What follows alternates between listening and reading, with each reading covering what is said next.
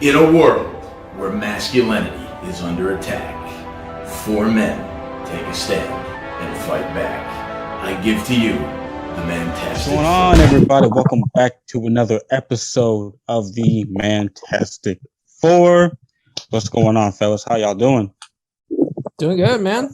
Hey, Merry Christmas. Merry Christmas. Yes, Merry Christmas. Happy. There's a space-time continuum. This is actually going to publish in the new year, so everyone's going to be like, Merry Christmas. Happy New Year. Yeah. Happy New Year. Happy New Year. 2022, baby. Happy Valentine's Day. Yeah, we got a really good discussion tonight, guys. We got a really good discussion tonight. Tonight, we are going to be discussing why you should not get back with an ex. And a few of us might share a few stories of how we try to get back with an ex, or a time where an ex has tried to come back into our lives. So joining us is Retired Goat and Texas Desert Sailor. Gentlemen, it's always a pleasure having you guys on. Oh, yeah, I appreciate being invited. Thank you. Yeah, man, like sure. I always appreciate being called in. Yeah. So without further ado, I was going to say, Texas, sorry, I had to mute you there for a second. There's some like wind feedback outside there. Yeah, we're a little windy tonight. We got the willow trees are snapping out a little bit. So if it gets too bad, let me know. Yeah, I'll just pop you on mute. So just when we ask you questions, just hit the unmute button. Gotcha. all right. So let's get this party started. Without further ado, Retired Goat, we're going to start with you, man. Why shouldn't you get back with an ex? Well, I've said it a lot of times, and you have to have some. I like to use the $5 words, so please excuse me. But past behaviors are predictive of future behaviors. Yes, people can change. Yes, people can get better. Yes, they can grow, and I fully understand that. I mean, how much have all of us grown from our simp days to the studies of human nature that we are now, to where we actually look at relationships from every possible angle, and that whole thing. But it always goes back to, especially if it's recent, or if it has to do with their basic personality. You can change your actions, you can change your decisions, you can upgrade your morals and ethics based on life experiences. But when it comes to dealing with other people, if you suck, you're not going to get much better in a little bit. Plus all of the residual feelings that you have from someone doing those things to you. You got to understand, residual feelings don't just go away. They're always going to be that creak under the board when you're climbing the stairs, and it's just going to grow. So my short answer is past predictors of behavior, future behavior. And if somebody's treated you bad and you're growing to be a person, don't let them back in your life to shut you down, to stop you from your growth. I don't know. Personally, I don't know where anybody's ever taken eggs back and it turned out positive. Unless you have a story, I sure don't. Right, same. I don't have a story about me taking an ex back and then it ended up being positive. But yeah, man, past behavior can reflect. It can reflect, especially in that situation. Paul, why shouldn't you take an ex back? Yeah, one of the reasons why I wanted to talk about this subject today is because so I'm in a Facebook group, a men's group, and I find that a lot of guys join that group because they're trying to reattract an ex, and that's usually how it always starts with a lot of these guys. They are in a relationship, it fails, and now all of a sudden they start looking into red pill stuff. They start looking into dating and relationship stuff. That's how they find a lot of our channels, because they're trying to figure out what they could do to fix the situation that, and so they're trying to reattract the ex. And it's really funny too. I mean, and yesterday, Space-Time Continuum was, it was Christmas at the time of this recording. I put out a tweet saying, if you're thinking about texting an ex, stop what you're doing, put your phone down. Don't do it. And I had a big response from that on Twitter, because there were actually guys that were like, you're starting to feel lonely at the holidays. And you're like, I'm going to reach out to her. Fucking don't. It's really not worth it. I always say that, if when a chick walks away and she comes sniffing back around, you can put her in the rotation if you want, but she's lost the right to be anything exclusive. She's lost exclusivity rights because she left thinking that she could do better. Right. And when she comes back around, it meant she couldn't. And you should be insulted by that, So yeah, that's sort of the way I look at it. And also, I'm a student of Rollo Tomasi. He has his iron rules, and iron rule number 7 is probably the one that spoke the loudest to me, because I wasn't in the camp of trying to learn this information necessarily to reattract an ex, but I started learning this stuff because of a breakup, and this relationship I had. I thought this chick was the one, and I wanted to know like what I did wrong. It wasn't necessarily to reattract her, but this really spoke out to me because it really reinforced the idea of not trying to ever go back and fix things with her, But the iron rule of Tomasi number 7 is it's always time and effort better spent developing new, fresh, prospective women than it will ever be in attempting to reconstruct a failed relationship. Never root through the trash once the garbage has been dragged to the curb. You get messy, your neighbors see you do it, and what you thought was worth digging for is never as valuable as you thought it was. So, yeah, that's my thoughts on the subject. Yeah, for sure. Wow. Yeah. That's what's up. And when you think about it, a lot of videos, especially within the dating scene, a lot of men are learning, or they want to learn, exactly like you said, how to get their ex back, right? That's just what it is. How to get their ex back, or what did they do, or why did she break up with me? Why did she leave me? Like, it's just like, why do you want to go back there, man? It's just, I was going to say, there's something I learned from this too. Earlier this year on my original TikTok account, I had a video go viral because I stitched some video where the guy's talking about how when you walk away, people start realizing, what they missed about you and stuff like that. And I stitched it. I said, well, this is why the no contact rule works at getting an ex back, because they start missing you. They start thinking about the good times and stuff like that. That ended up going viral because a lot of people are looking to reattract an ex. And what I realized is that a lot of these guys in the space put out videos on how to attract an ex because it sells. It's not because it's good for you. It sells. They want views. Yeah, it sells. That shit sells, but it's not helpful. Well, J-Red said something that's important. And here's the thing that I would like men to understand is that when a breakup happens, let's say the man does want her back. J-Red said the first question that a man asks is, what did I do wrong? What didn't I do? So a man immediately starts looking at self-improvement, actionable improvement, interpersonal relationship improvement. What could have I done? What did I do wrong? We start asking those questions. Women like this only say they did this, they did wrong. Right. He didn't do this, he didn't do that. That is a definite gender difference to where men will ask, hey, what did I do and what I could do? What can I do better? And women will say, they did this, they did that. It was him, not my fault. And that's why they don't grow in life like we do. And they end up being just angry and hitting the wall instead of trying to walk around it. No introspection, no personal accountability for what you may have done. Maybe you suck. Exactly. Yeah.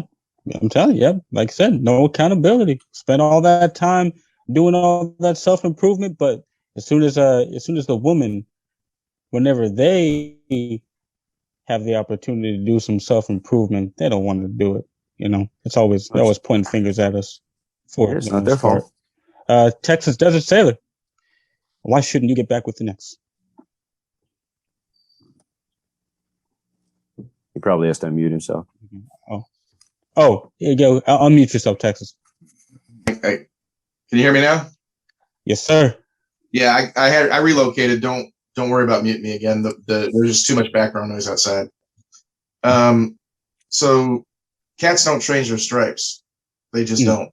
So in my experience, every time I've gone back to the ex, when I've tried to attempt to self-improve myself, there has never once in all of my years of living a woman that's tried to improve herself. It's always still been put on me, like Goat was saying.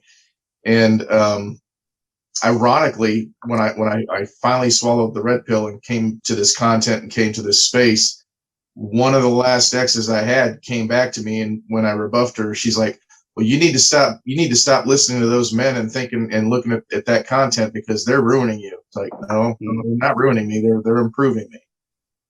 But she wanted to take no part in her failure in the relationship. Why do you go back to something that she's not even willing to fix? There's no point. Right. And I've heard stories about people that got back with their ex and it's working out pretty well or what have you, but for the most part, it doesn't. And I guess it's just what society has taught us as men. It's always, what we need to do. It's always what we need to do to make the woman happy, right? It's all about her, I guess, right? That's what it is. Yep. It's all about her, and if you're not making her happy as a man, then there's something wrong with you. We rarely look at, what is she like? What is she doing? Like, is she bringing us peace? What is she bringing to the table? But for the most part, it's just, so I hear you. I feel you, Texas. Chuck, why shouldn't you get back with an ex? Oh, Christ, a lot of reasons. But think about what you just said in general about making a woman happy. I mean, that's a fucking economic engine in itself. Weddings, fucking jewelry, clothes, all that shit. I mean, I can't think of a reason why you should get back with an ex, and I've done it several times. And I'm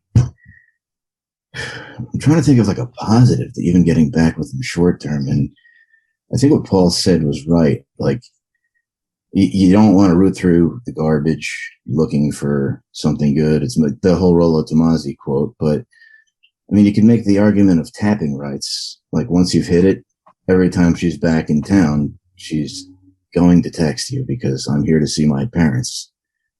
You got the whole holiday phenomenon. Does anybody get any of those? Like half a dozen different chicks come back to town. You dated them briefly ever so often. They're here to see their parents now. Hey, Merry Christmas. No. They come back. They come back into town. They want to kill me, Chuck.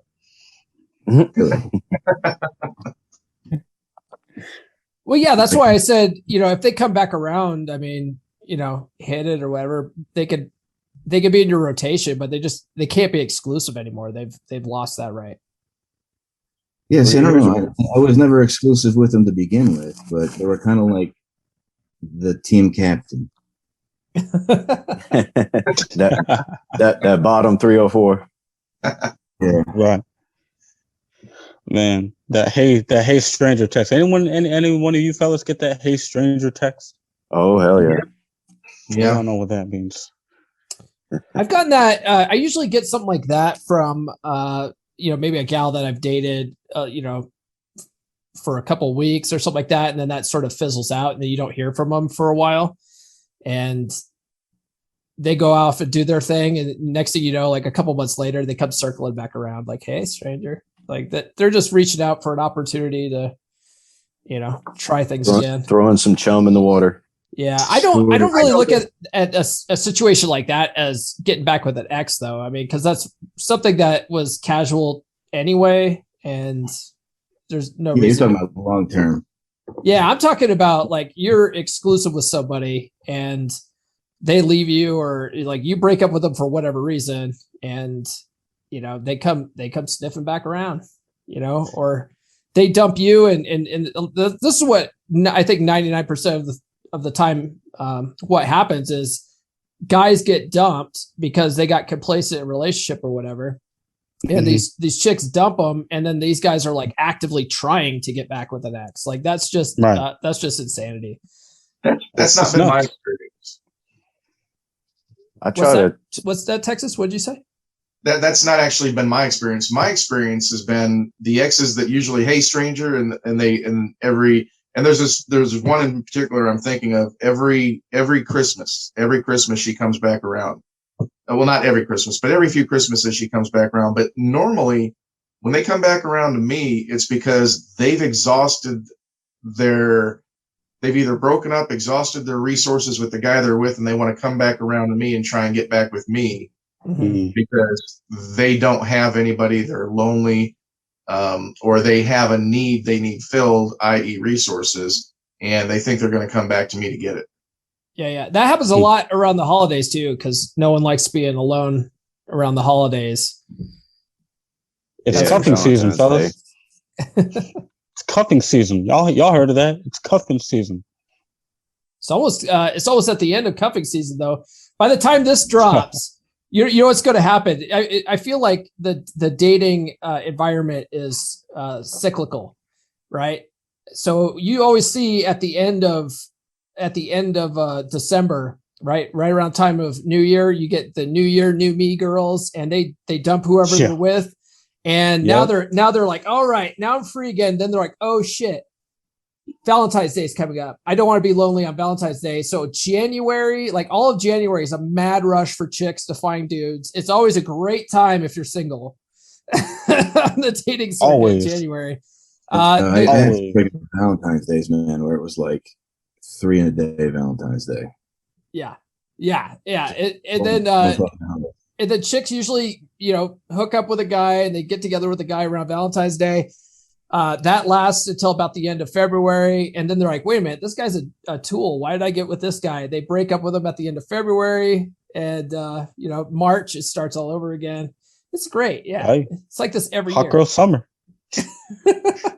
Then they have a hot girl summer. You're right. It just circles back around, man. Hey, by the time this episode comes out, and I called it too, I put it on Facebook, like at the beginning of this year. I said, some of y'all's relationships ain't going to last. So if you're single going into 2022, I called it. Don't worry. We're going to get you back on track. You're going to be okay. One of the things I try to drive this home, and this is one of the effects when I took the red pill, is locking in. And I'll ask a young guy, I say, listen, if a man did that to you, would you still be friends with him? Minus the physical stuff, obviously, you probably wouldn't be friends with him. But what I'm saying is if they messed with your finances, if they messed with your life, if they embarrassed you in front of your friends, if they did something unethical or immoral, if they stole from you, if they intentionally used portions of your life to try to bring emotional pain to you. If another human being, if a man did that to you, would you still be friends with him? And the answer is always no. And I go, listen, what the fuck is the difference? What? Seriously, I would never have sex with that man. She's got exactly. and that's it. And I try to get them to go down that path. And I go, listen, it just because they got the punani. Listen, it's the what is it? What's it called, Paul? The shortage mentality, the scarce mentality. Mm-hmm. What I find is some of these women are so conceited. It's not the right word. So arrogant, maybe. They've actually, I've had some actually admit to me while they're trying to get back with me, well, Valentine's Day is coming around and I didn't want to be alone. You're actually telling me you're trying to get back with me simply because you don't want to be alone on Valentine's Day. Yep. That takes a lot of fucking balls. I'm telling you. So you want to go out to eat, basically, is what you're saying. Okay. We can do that. You want a free meal. Flowers. Yeah. Oh, but women never do that. So basically, it's prostitution. Only we're using a restaurant as like a qualified intermediary. Got it. Yeah, selling's legal, fucking's legal. Why isn't selling fucking legal? It is in a couple. It is in Alaska. And honestly, it is everywhere else too. You just have to have a written agreement, and then you also have to film it, so it's now artistic expression. See, that's the loophole. So we're good. Okay.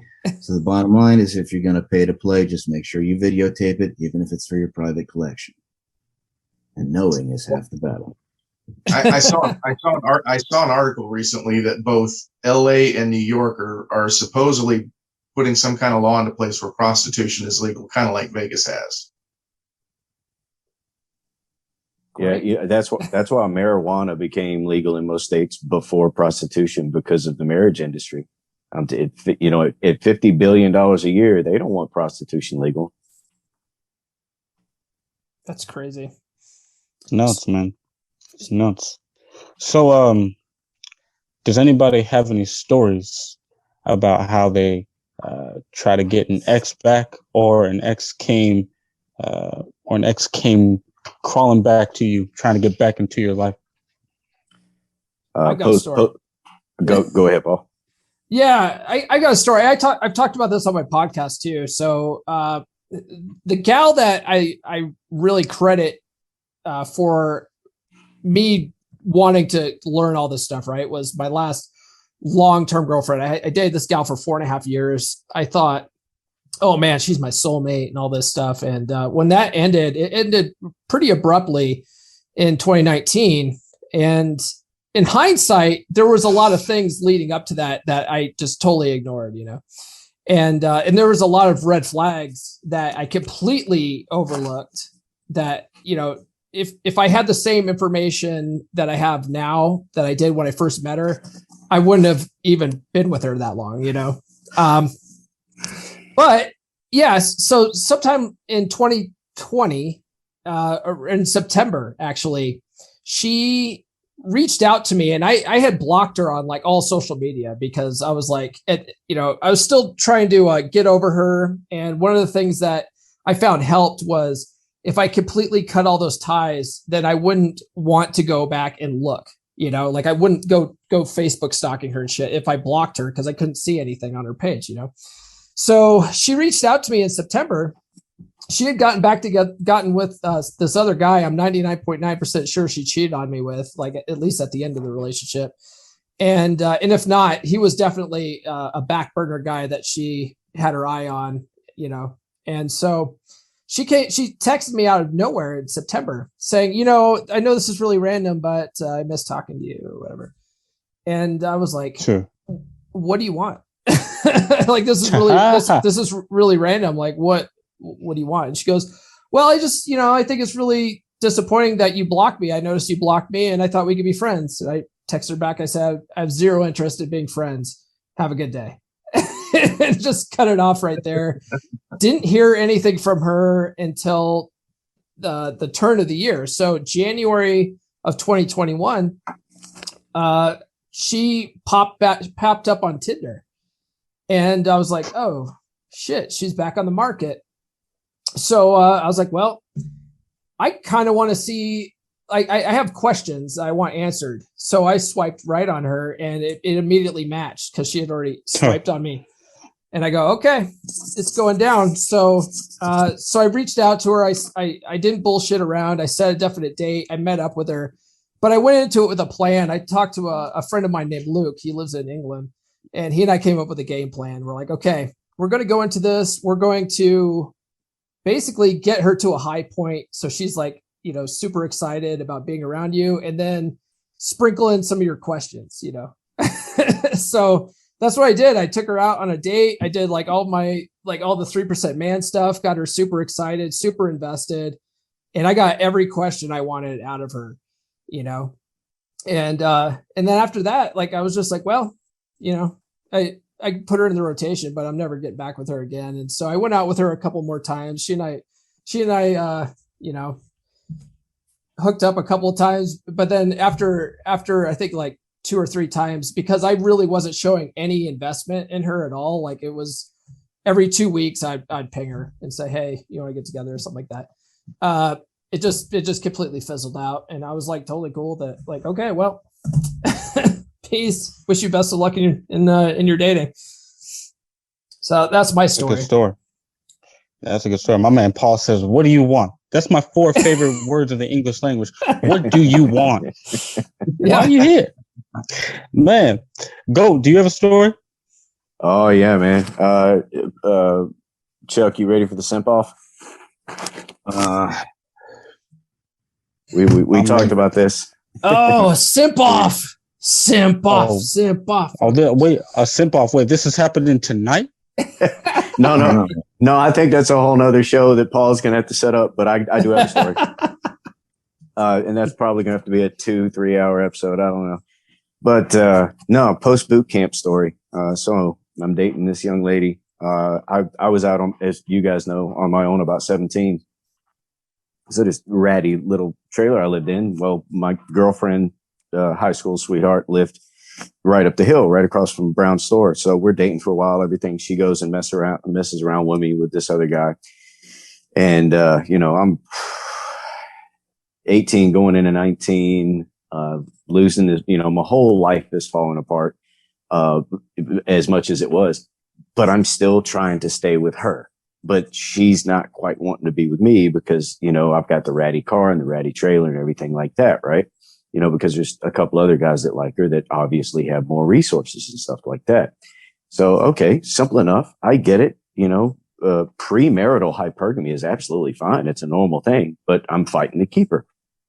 So I'm like, listen, I had lost the trailer. I was in the tent in the woods. My grandfather helped me out and got me all of my GED study material. And the whole time I'm spending every free waking moment trying to keep her with me. Get my GED, get a quota, join the Navy, go away. So, but as soon as I left, she's right back, cheating on me with this other guy. So I'm like, okay, I'm going to go. I'm going to get that steady paycheck. I'm going to get that medical and dental. I'm going to do all this and go do whatever I got to do. Cause, when you're going to boot camp, you think you're going straight into war with guns and bombs and everything like that, not swabbing P-ways, right, Paul? So, so I get home from A school and everything like that and show up, and we had broken up while I was in boot camp, and I knew she was with Mickey. So I get back home and she's breaking up with him. So, and I beg her back. I'm like, please, okay, I've got all the stuff you need. I got all the stuff you need. I got a steady paycheck. I got the medical. I got the dental. I got, dependopotamus, as we call them, right, Paul? So, yep. So she gets back with me. Right. And then I have to go on my first deployment. So I'm gone for 7 months and I get back. Don't tell her I'm coming into town. I skew it by 2 days, so I can surprise her because I think things are going great. Show up at her mom's house. Her mom's not home.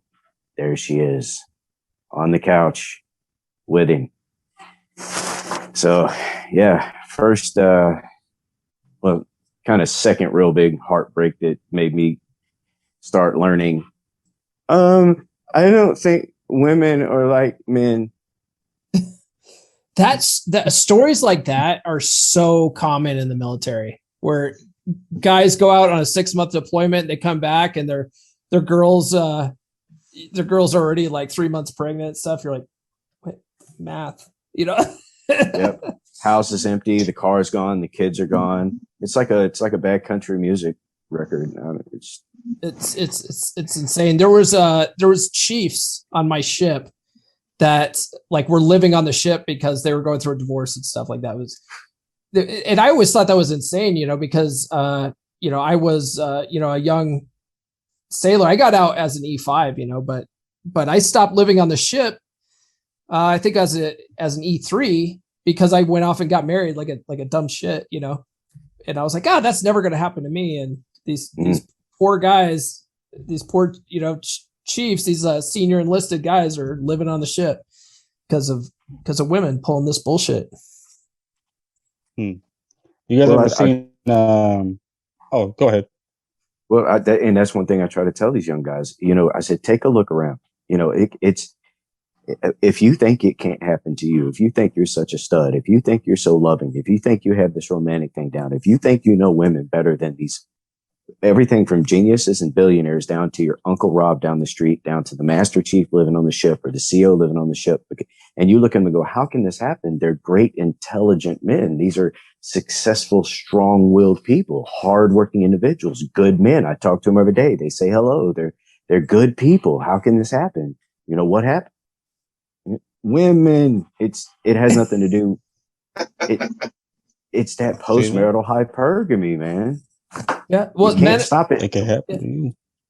Yeah, I was just gonna say men are really more idealistic when it comes to love and relationship, and women are more opportunistic. It's just how it is, and you just have to accept it and embrace it and learn to work around it. Take the damn red pill. I'm telling you, hey, it can happen to you, fellas. Anybody who's watching this right now, look me in my 4 eyes right now. It can happen to you. I'm telling you, it can happen to you. Did y'all see the way that Jeff Bezos' girl was looking at Leonardo DiCaprio? It can happen to you. All right. Texas Desert, do you have a story?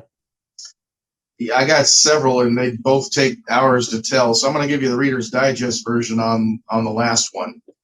I was actually engaged to her. And this is a woman that, you know, she met me when I was a police officer. And this kind of really goes into the whole what women look for. Because I like to do nice things. I like to go to orchestras. I like to go out to events. When she met me, she wrongly assumed I made more money than I did. And we started talking and got to know each other, got involved, started dating, got engaged. Then my partner ended up getting killed on a call and died in my arms right around the same time that it was her birthday. And she got upset because I wasn't paying her attention because I was dealing with something and she wasn't there for me. We break up. Time goes by, get back together, break up, time goes by. She ends up getting knocked up by another guy in between one of the stages. But I wasn't smart enough. We want to have a simp off. I can simp off with the best of them. And the other guy was trash. I don't want to say trash, but he was a deadbeat. He didn't put any effort into this kid. And I was willing to step up and be a stepdad at that point and build a relationship, but she kept breaking up with me.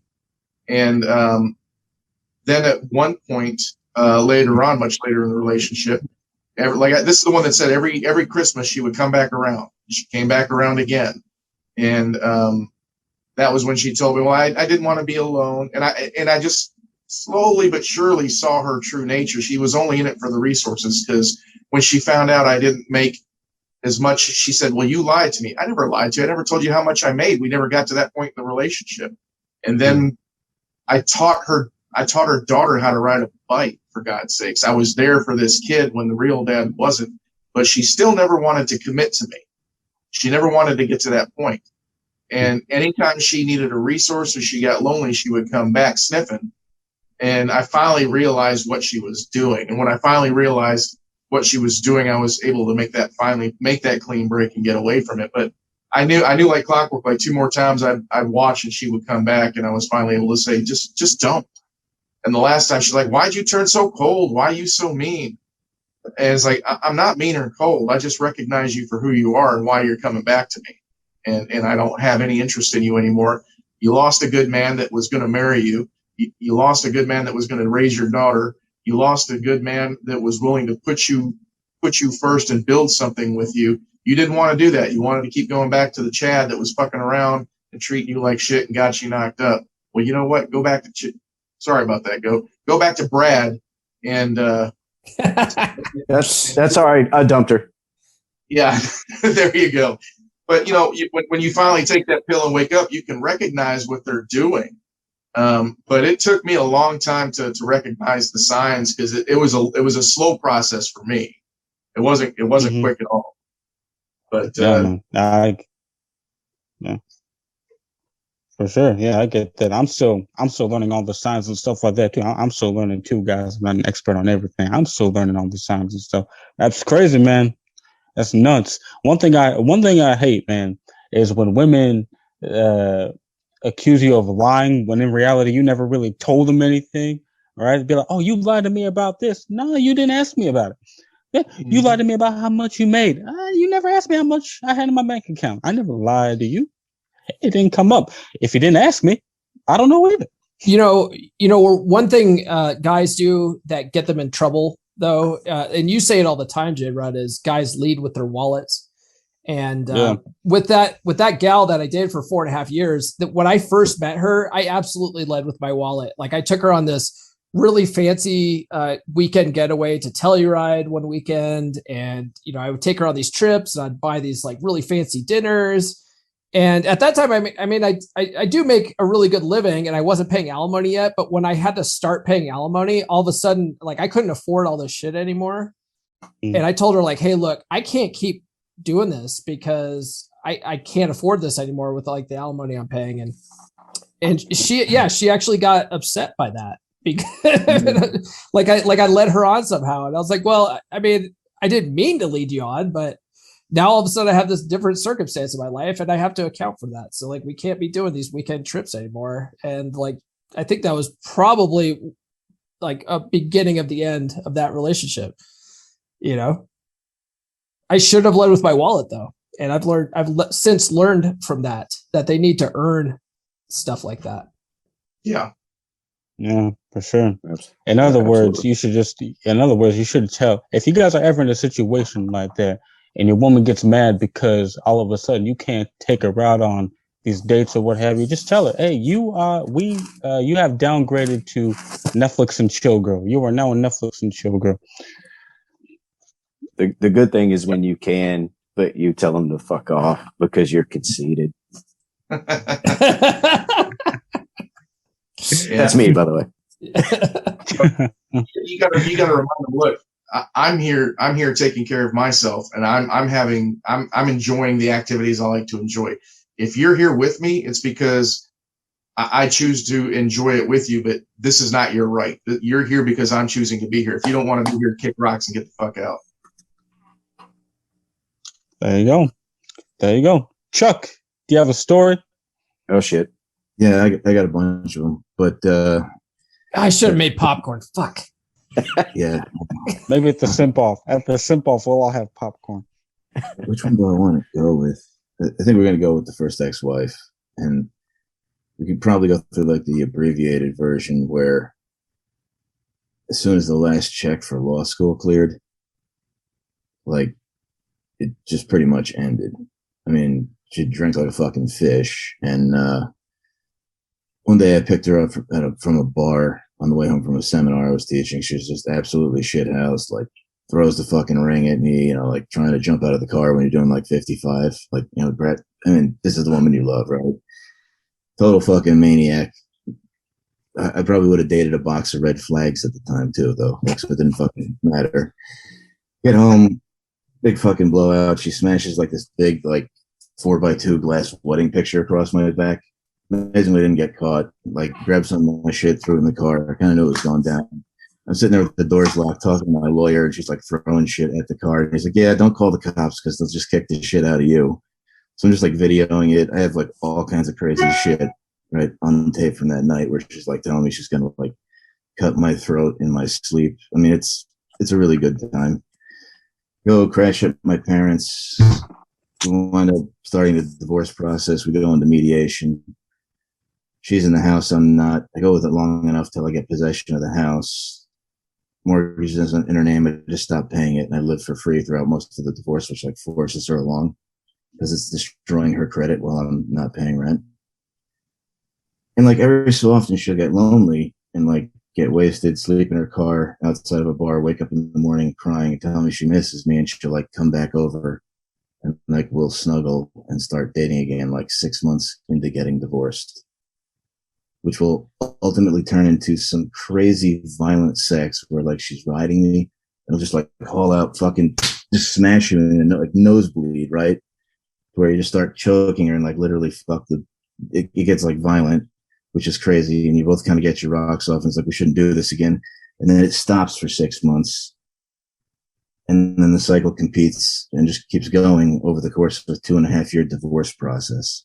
But it never really worked out. And like, we finally got divorced and never saw each other again. It's fucking weird. I think my nose is still a little crooked from it too. So she would haul off and punch you in the face? While she was riding me. That's crazy. Yeah. I mean, like, I got her an apartment, like, all this crazy shit, and, like, you know, she's just getting these crazy blowouts, and then, like, she called me and be like, I'm lonely, and I'm hungry, can you come over and bring food? And, like an idiot, I would do it. It was like, granted, I did accept at that point she was bipolar. Crazy chick's fucking best. Chuck's story reminds me of something that I like to try to tell guys. It's like, how tall are you? Yo, can I tell you one more thing really quick? Dealing with the fact that she actually was bipolar, and it was triggered like 6 months before we got divorced because she decided to stop taking her birth control and had a miscarriage because she was normal through like the 7 years we'd been together up to that. Was, honest to God, in some ways harder than dealing with a death. Because it was like, who am I going to wake up to? Is this going to be the girl that I actually am madly fucking in love with for the past 7 years that I would die for? Or is this the person who's going to smash shit, try to stab me, and tell me to fuck off when I come downstairs? And it was that, it was Jekyll and Hyde. Yeah, and that I think my ex wasn't diagnosed, but damn, mine wasn't quite as intensive as yours. There was some times where I had to defend myself and record stuff, but it's definitely not to that level. But how tall are you, Chuck? I'm 6'1". Okay, and I'm definitely not 6 foot tall. Everybody saw me the picture of me beside my son. He's 6. I'm not. And these guys get into this thing, the one to where like, oh, I'm not what women are looking for. I'm not tall. I'm not short.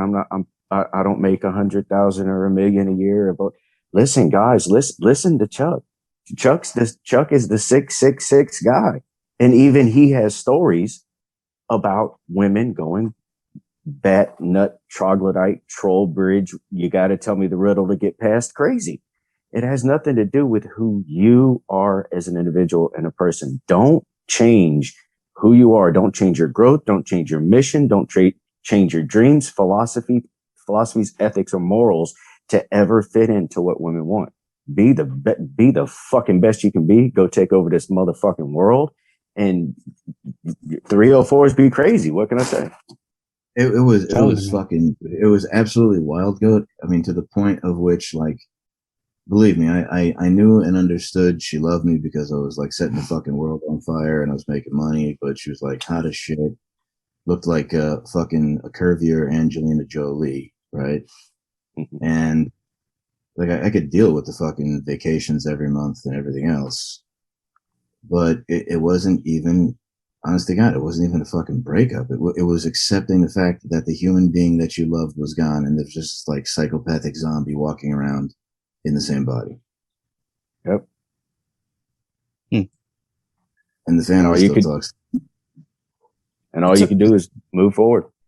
It's amazing how they like change, though, right? Like it seems like that these women change throughout the relationship. Like when I first met them, they weren't like that. But if you can just learn to spot those red flags, that they will tell you everything you need to know about how she's going to end up being later on in that relationship, for sure. Sometimes you can catch them, like when you do feel that they are slipping into and dominating a certain aspect of your. No, sorry, we're not doing that. But you become more fucking hyper aware of it with time. I think the problem is when you're in your Bullcrap mode, you're not really paying attention to the red flags. You're worried about trying to keep her. You're not even looking. You're not even looking for the red flags. You may know they exist. You may know what they are, but your eyes just aren't even seeing them.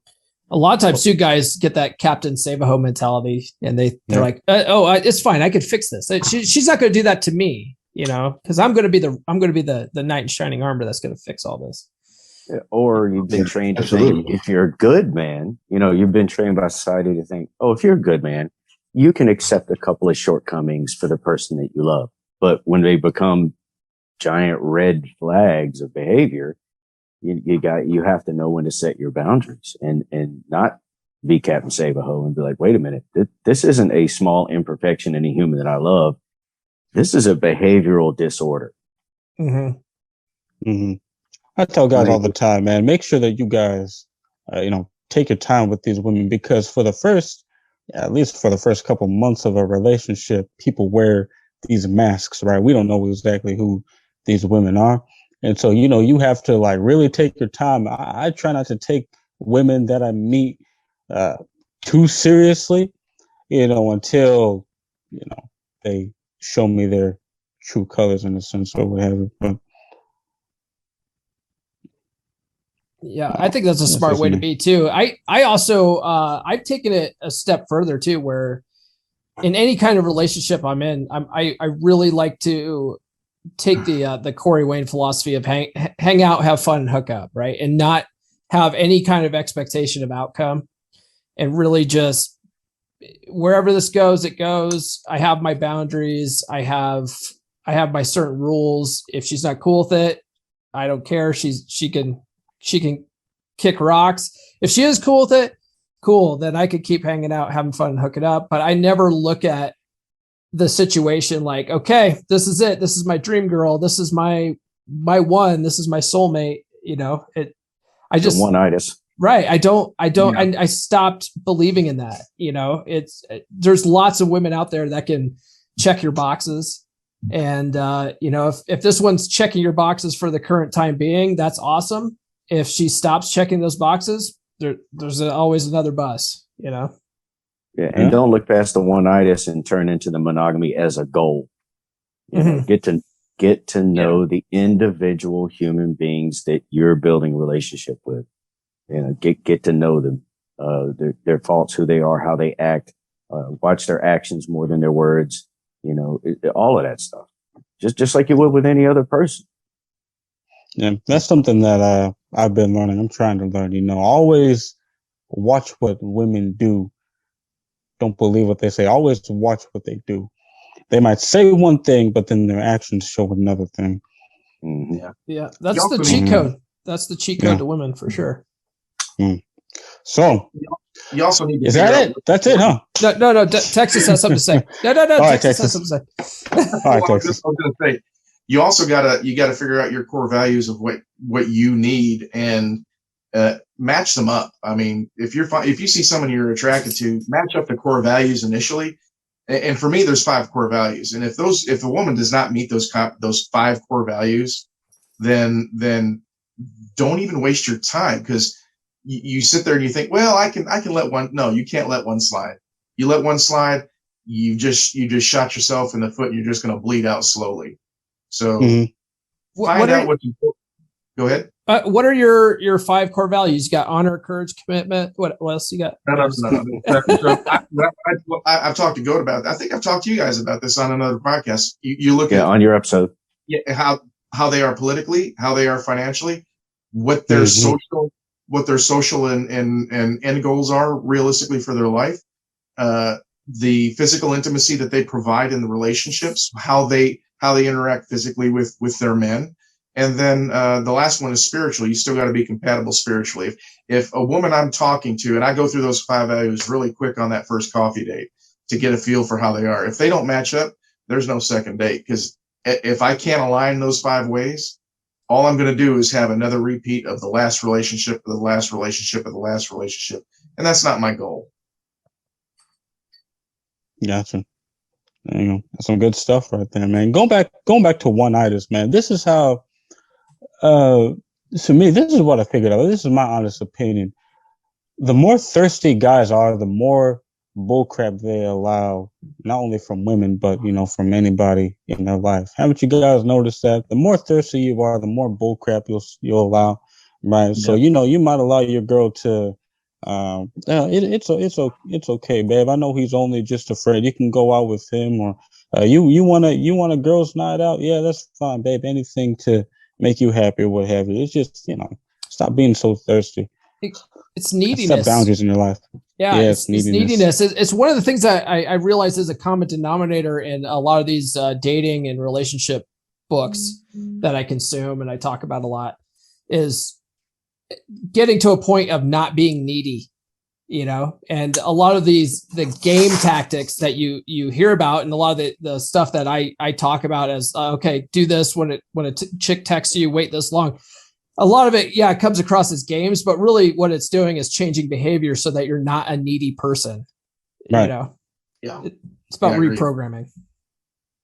There you go. So is that, or do you want to hear a story from me, or are you guys not interested in the story? No. Tell a story. We got. I think we got. Understand. We started a little bit late, so go for it. All right. So I'll tell you guys a simp story on another episode, but I'll tell you about one of my exes that came back about a month ago. So a little bit of background. It was my senior year of high school. I was dating this chick, and she wanted to keep our relationship a secret because she said that her parents don't approve of her dating a black man. I was like, all right. So that whole relationship was pretty. that whole relationship was pretty much crap. So we broke up, and not even 2 weeks later, you know who I see her walking around with, holding hands, kissing and hugging? A black man. And I'm sitting here, I'm like, what the heck? I thought she wanted to. So I pull her aside and say, yo, man, what's the deal? I thought you said that your parents don't approve of you dating a black man. And she goes, oh, well, with him, he's different. My family knows him. And I was angry. I was so angry. I kid you not, fellas. There was like this evil voice in the back of my head saying, man, you should punch this chick out right now. No one's going to see it. There's no cameras. If it does happen, you're going to get a he said, she said situation. I wanted to so bad, but I didn't. So that happened. Let's fast forward to about a month ago, right? A month ago, I'm no longer Joe Rudman. I'm Jay Rudd, right? I'm Jay Rudd. I got some followers on TikTok and a bunch of social media platforms as well. She hits me up, right? Talking about, hey, we all know what that means. Hey, right? And followed by, I see you got a podcast, you're doing well on TikTok and Instagram. Hey, stranger. Yeah, exactly. We should get together, hang out sometime. And I haven't, that was like the first time I've even talked to this chick in years. So I go through her Facebook profile, right? I'm stalking her Facebook, and turns out she's got a kid. She's got a kid. Yeah, she got a kid by some dude. Ding, ding, ding, ding, ding. Yeah, she got a kid by some dude. She has a whole bunch of mental health issues now. And, I was just like, I'm good. Nah, I'm good. And I was talking to my homie about it. He says, well, you could always, just hang out, hook up with her. I was like, I don't. It's not really my thing. It wasn't really my thing, man. Plus, I mean, she didn't look as attractive as she did years ago. So, I mean, I guess that's what it is whenever a lot of women, they give birth and they have kids, that they keep that baby weight. A lot of them do. That's for damn sure. Go to the gym. But yeah, I've learned something through that experience. And with her coming back, the fact that she noticed that, hey, this dude is actually on his way to being somebody, right? She looked at my social media following and stuff like that. It's like Jesus, I guess status or what have you. I guess that stuff actually works to a degree. J Rod, you want to know something I just noticed? I just thought of this while you were giving your story. And man, correct me if I'm wrong, man. When a man is finally over a woman, we move on. We don't look back. We don't think about them. We don't go back to see what they're doing. But women always come back. They always keep track of who they've been with and where they're at and how much they're worth and what they're doing. A woman that you haven't talked to in 20 years, that you haven't thought about in 15 years, all of a sudden pops back up out of nowhere. That's because women keep track of the men that have been in their lives. But men, once you're done with somebody, you're just done with them. You don't worry about them. Their phone number gets deleted. You move on with life. And that's what men do, because we take care of ourselves. We continue to move forward. But a woman is always still looking for someone to take care of her. And that's why they keep track of us even 20 years after the fact. I should say men should do that. There's guys I know in the 3% man group that they're still keeping tabs, and it's like, bro, let them go. Let them go. They're all hovering in the background of my social media. Really like it.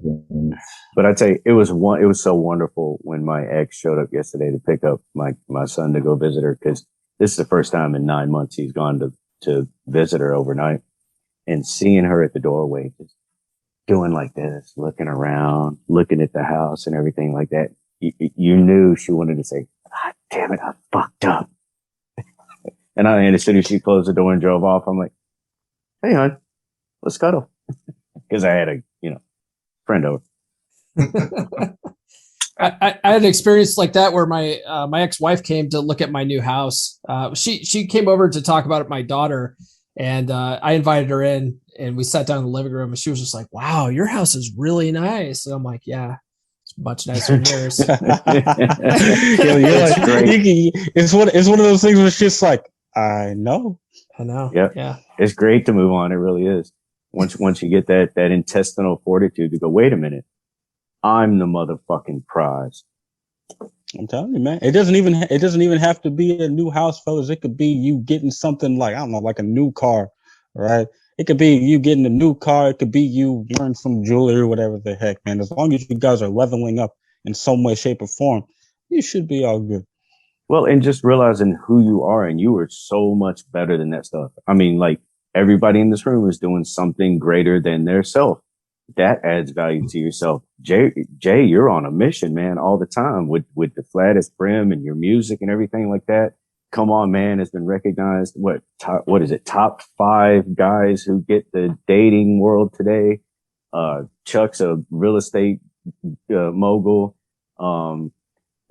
Texas still needs to do something with that beard. But anyway, look, what I'm saying is, what you talking about? What are you talking about, that beard?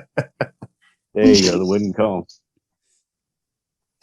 But yeah, realizing that you are better than the crap that they are putting you through, and just realizing where you're at as a human being. And if they don't deserve you, cut bait, man. Cut bait. Done. Have Wipe that your hands clean and move have on, that man. self-reliance, young men. Have that self-intestinal fortitude to go, wait a minute, yo, I've got too much up here and I'm accomplishing too much to let another human who doesn't want to see me succeed, applaud me succeeding, or ride alongside and learn how to succeed, lead, follow, or get the fuck out of the way. There we go. Yeah. And that's the way to end. We're gonna end it right there, fellas. That was a good show, huh? I thought so. That was a good show. Hey, guys, like the video, sub to the channel, buy all of our merch. Retired Goat, Texas Desert Sailor. Why don't you guys real quick tell everybody where they can find you? You go, Texas. So I'm on my main social media is going to be TikTok at Texas_Desert Sailor 6.0. I have started a YouTube page that I haven't really done anything with, and I've got to find time to start putting my videos from TikTok onto YouTube. But that's going to be Texas_Desert Sailor also. As far as me, TikTok, second account, working on a third, hopefully, because you get banned, it means you're doing something right. Thanks to Black Spider Guy, who isn't here. Round of applause for Black Spider Guy. Make sure you're following him too. That guy's absolutely genius. But yeah, you can find me on Instagram thanks to him. And I'm beefing up my YouTube as soon as I get this area set up a little better. Plan on increasing the longevity of my videos. So thanks for having me on, guys. Really appreciate it. Yeah, for sure. There you guys have it. Real quick, TikTok. I'm sick and tired of you guys muting my videos whenever I get 500,000 views on my videos. Stop doing that crap. I'm getting tired of it. Oh, and to that dude that caught his girl cheating in the back seat of a car while she was riding that dude's pipe, I'm sorry, man. Things will get better. DM me. I will help you. We're going to figure all that out. All right, guys. We'll see you in the next episode. We're out. Peace.